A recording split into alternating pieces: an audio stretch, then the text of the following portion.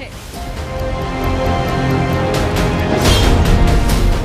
Israel का F-16 तैयार है।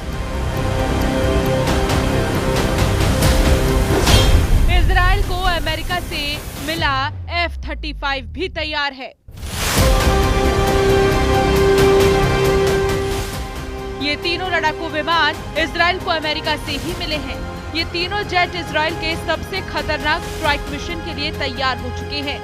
F-15, F-16 और F-35 तीनों के टारगेट पर है ईरान और उसके परमाणु प्लांट। इन तीनों जेट्स के वीडियो आने के बाद सवाल है कि जनवरी गुजरा, फरवरी गुजरा, मार्च गुजरा, अप्रैल भी गुजर गया।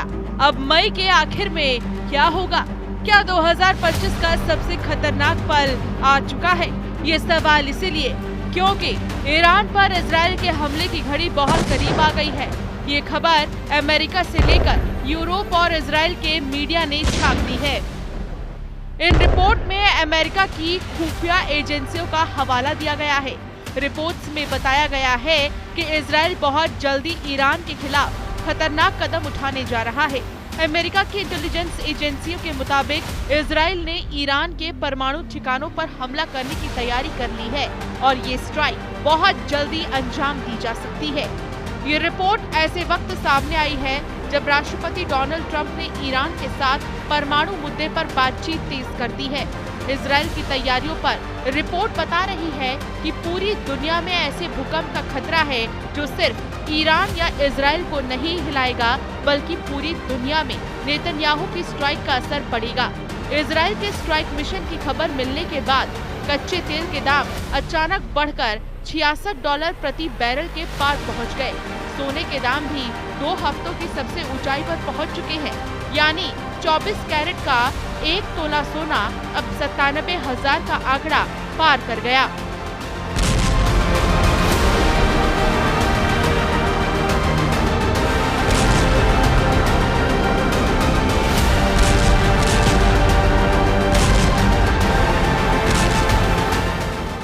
अब सवाल है कि ईरान और इजराइल के बीच क्या होने वाला है।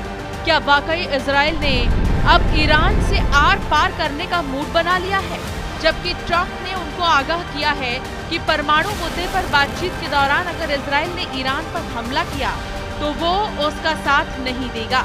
हालात बहुत ज्यादा गंभीर हैं। अगर ऐसी स्ट्राइक होती है तो वो बारूद का ढेर आग बनकर पूरी दुनिया को जला सकता है, जिस पर पूरा पश्चिम एशिया इस वक्त बहुत मुश्किल से टिकने की कोशिश कर रहा है।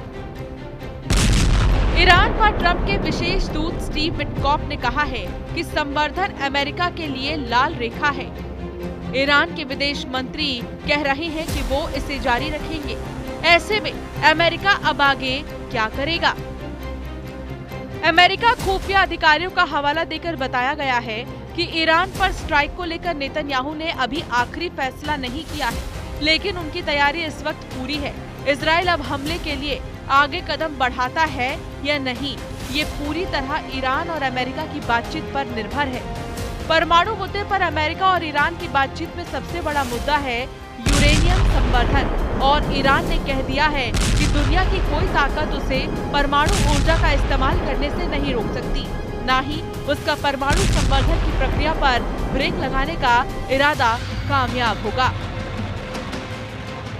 ईरान के परमाणु कार्यक्रम को लेकर CIA और उससे जुड़ी एजेंसियां लगातार एक्टिव हैं। खबर है कि उन्होंने अब इजराइल के कम्युनिकेशन सिस्टम और उसकी मिलिट्री बेस पर चल रही गतिविधियों को भी ट्रैक किया है।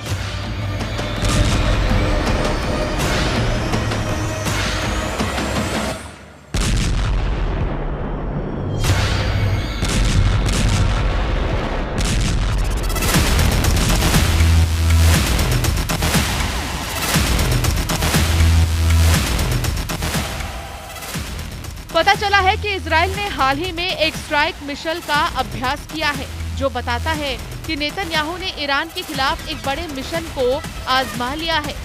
मार्च 2025 के महीने में ट्रंप ने ईरान से बातचीत की पेशकश की थी। उन्होंने ईरान से वार्ता के लिए एक चिट्ठी भी भेजी थी और समझौते पर पहुंचने के लिए 60 दिन का समय भी दिया। लेकिन अब ये मियाद 5वें हफ्ते को क्रॉस कर चुकी है और अब ट्रंप के हिसाब से ज्यादा वक्त नहीं बचा है। यही वजह है इजराइल ने अपना स्ट्राइक मिशन तैयार कर लिया है।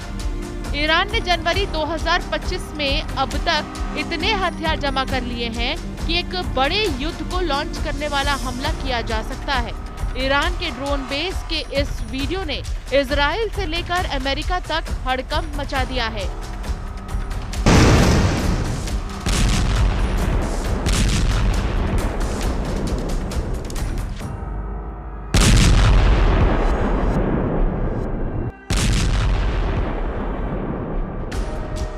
ईरान को साफ साफ नजर आ रहा है कि अब उसे एक नए वॉर जोन के लिए तैयार रहना होगा।